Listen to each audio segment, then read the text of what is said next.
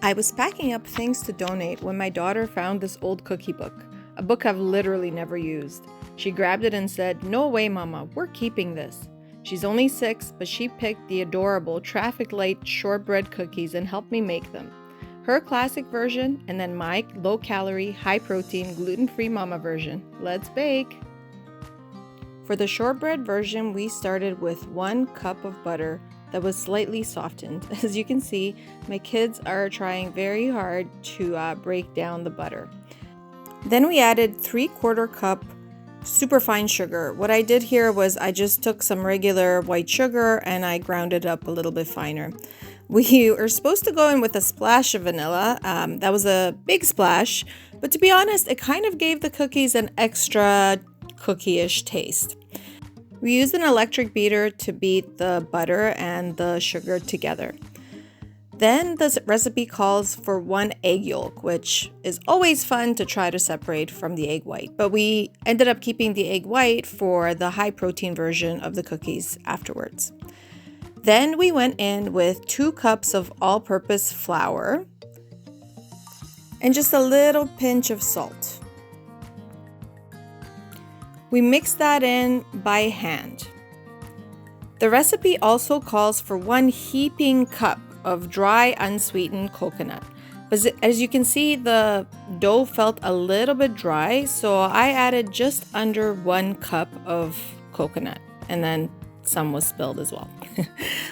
I then hand mixed everything until a dough formed. The dough was like bread dough. It was not mushy. It was sort of the consistency of, cookie dough or bread dough. What we did next was split the dough into 2 and roll 2 balls with that. As you can see, my daughter had a field day pretending it was Play-Doh. We then put it into some saran wrap and placed it in the fridge for about 1 hour while we worked on the other cookies.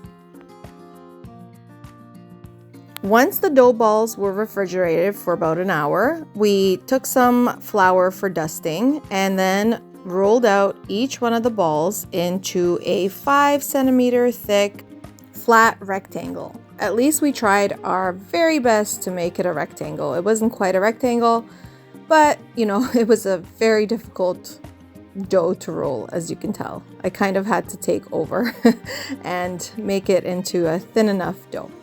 We then tried to form it into a somewhat of a rectangle and then decided and planned out how to cut it. So then we cut it into little rectangles that were about maybe 2 inches long and 1/2 inch wide.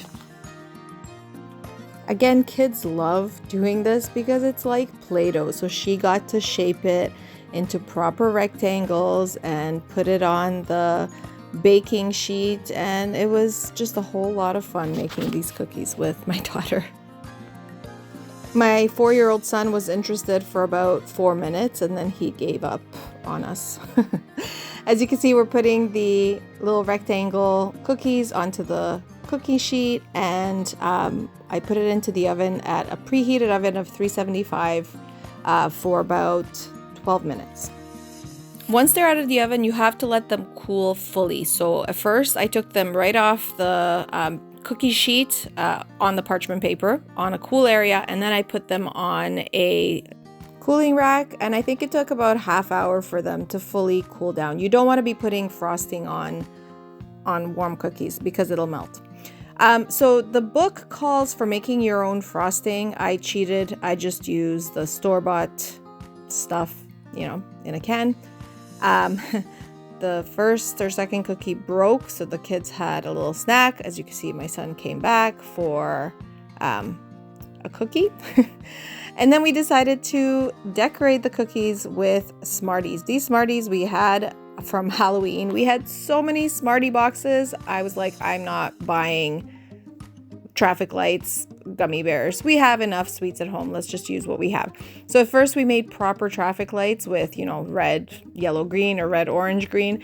And then we kind of ran out of those colors. And then the traffic lights were every which color, but they turned out cute regardless.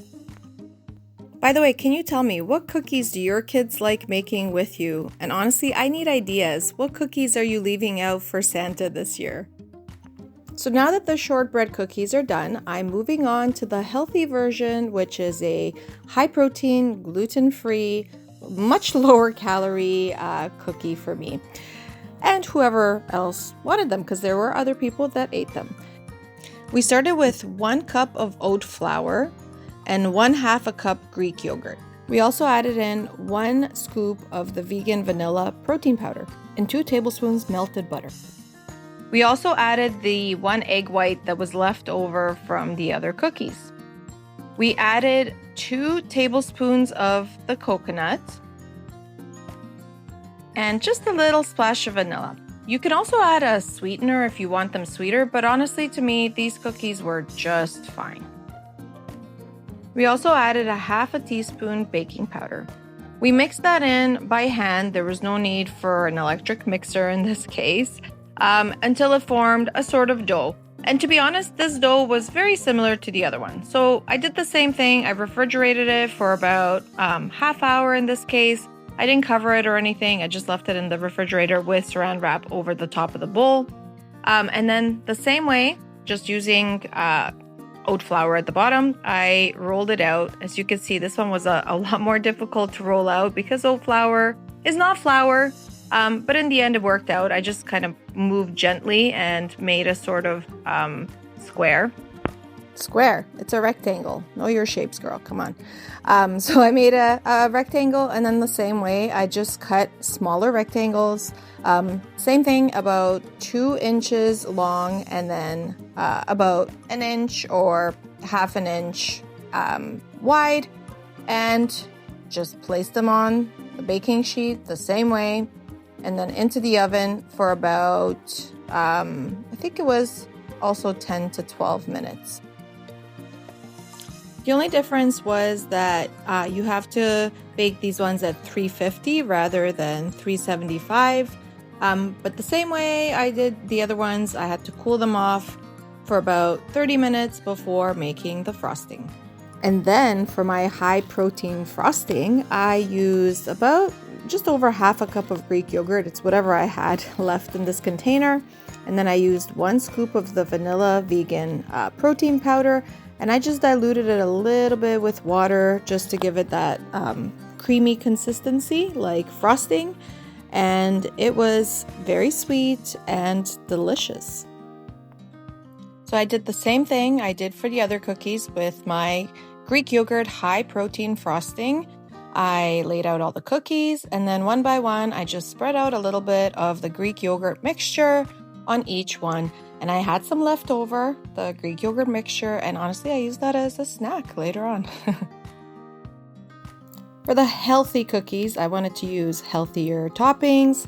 So for the traffic lights, I used raisins for red, quote unquote, some slivered almonds for yellow, quote unquote, and some pumpkin seeds for green. So this made a big batch. It made about 30 of the traditional and 20 of the high protein cookies, and I thought I would save some, maybe freeze them for Christmas, but they got devoured this weekend.